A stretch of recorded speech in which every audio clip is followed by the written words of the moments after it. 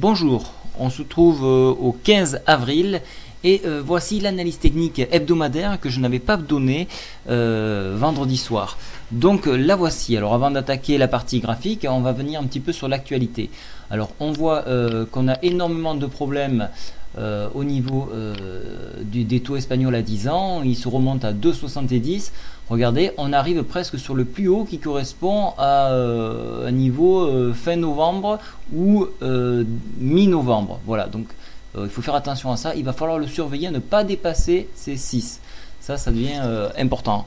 Ça devient très important. Alors, on peut regarder également l'Italie qui, elle, est fortement remontée. Et se retrouve à quelque chose aux alentours de février pendant la chute. Donc là aussi, bien qu'il soit un petit peu baissé en fin de semaine, on le surveille là aussi. Voilà. Également, la France arrive à maintenir et à ne pas dépasser les 3%. C'est important parce qu'on va pouvoir commencer à spéculer sur les dettes françaises à partir du 19 avril. Donc il faut avoir un œil sur ce taux-là. Maintenant, nous allons parler des annonces. Alors, on peut voir, alors là, c'est quelque chose d'assez positif. Je vous ai montré tout ce qui était négatif. Maintenant, je vais vous montrer ce qui est positif. On peut voir que la Chine fait moins de pression sur sa monnaie, ce qui va permettre de relâcher l'économie, donc d'être plus compétitif vis-à-vis de la Chine, donc que ce soit la partie européenne et la partie américaine. Donc ça, c'est un bon point pour la semaine. C'est vraiment intéressant comme information. Maintenant, je reviens sur l'analyse technique. Alors en hebdomadaire ici sur la fourchette d'Andrews, on peut voir, on est toujours dedans bien sûr, on a enfoncé un support ici à 3206 points et c'est assez problématique puisque ça nous entraîne directement sur le bas de la fourchette d'Andrews à 3144 points. Voilà. On peut voir également, alors ça c'est vraiment embêtant. Ici sur la MACD, un indicateur technique, on est sur le point de croiser. Quand on va croiser, alors je pense que ça a été anticipé vendredi. Et donc c'est une tendance très négative, le fait de croiser donc la moyenne de la MACD. Le stochastique, quant à lui, plonge d'une façon vertigineuse. Je vais le déplacer ici. On se trouve en zone d'équilibre, on va dire, pour de l'hebdomadaire. Voilà, donc je l'ai mis à une couleur plus neutre.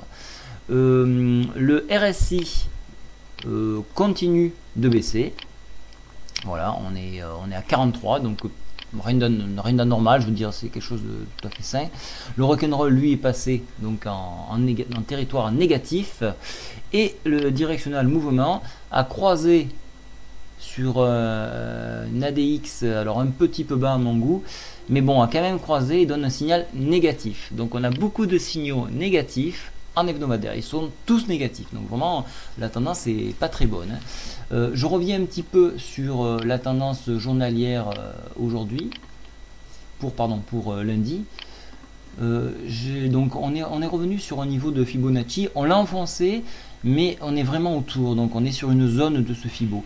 On peut peut-être revenir, pour ceux qui sont optimistes, revenir et reconquérir pourquoi pas la moitié ou réintégrer cette oblique que je vous avais tracée. Voilà, ça c'est pour le côté optimiste. Mais bien sûr, la tendance reste tout à fait négative et on se dirige vers les 3153 points, puis par enfoncement revenir sur le Fibo à 61,80%, c'est-à-dire 3100 points.